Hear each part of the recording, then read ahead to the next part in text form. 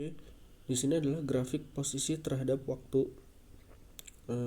di mana sumbu x-nya menunjukkan waktu time, sementara sumbu y-nya menunjukkan posisi atau x.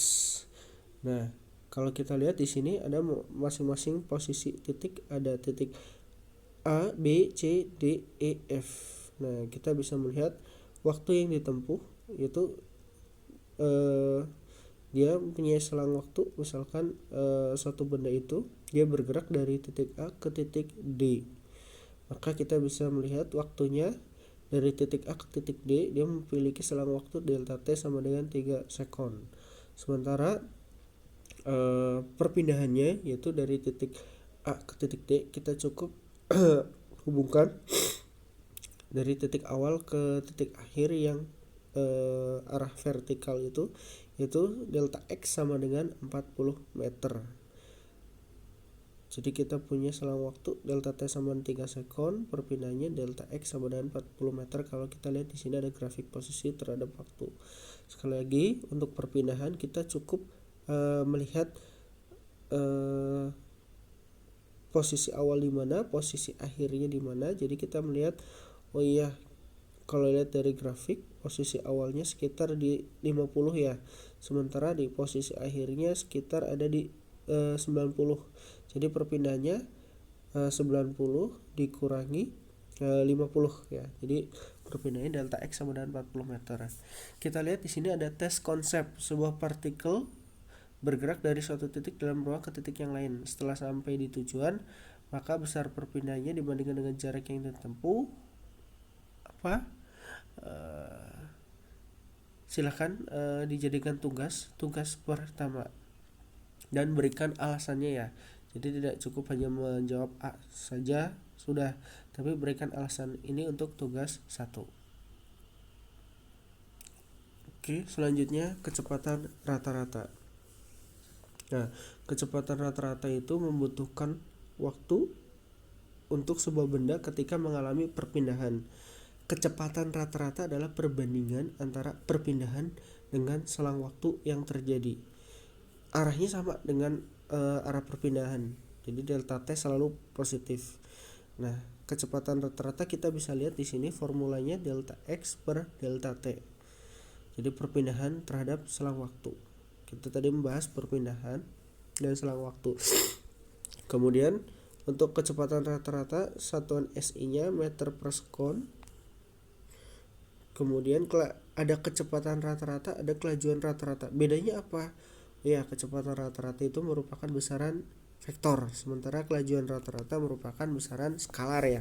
Dia tidak menunjukkan informasi arah kalau untuk kelajuan rata-rata, karena dia sendiri merupakan besaran skalar ya kalau kelajuan rata-rata. Jadi kelajuan rata-rata adalah jarak total yang ditempuh dibagi dengan selang waktu. Jarak total ya, jarak.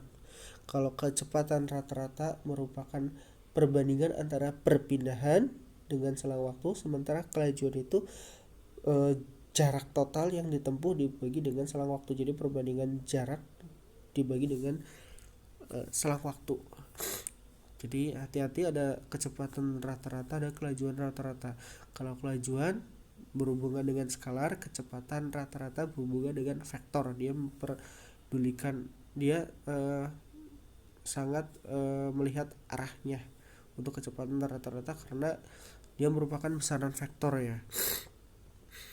Kemudian kalau kita lihat di sini interpretasi grafik dari kecepatan rata-rata yang tadi kita lihat grafiknya.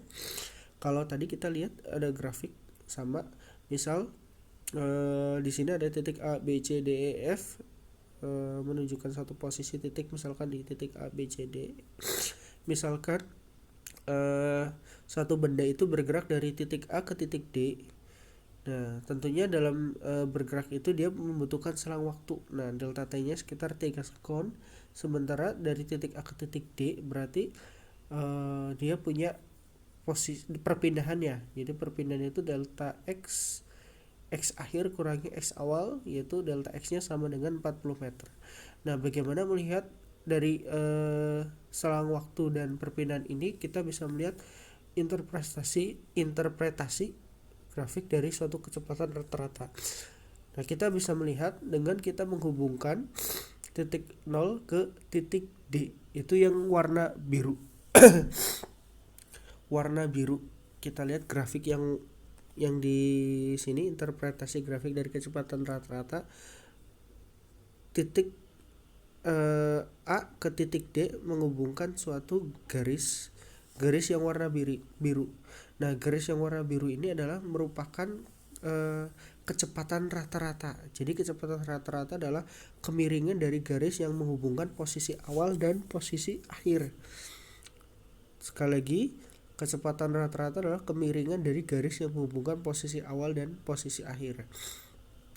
Kalau kita lihat di sini, kecepatan rata-rata V rata-rata sama dengan delta X per delta T. Delta X-nya kita bisa ketemu 40, sementara delta T-nya 30 sekon. Jadi untuk kecepatan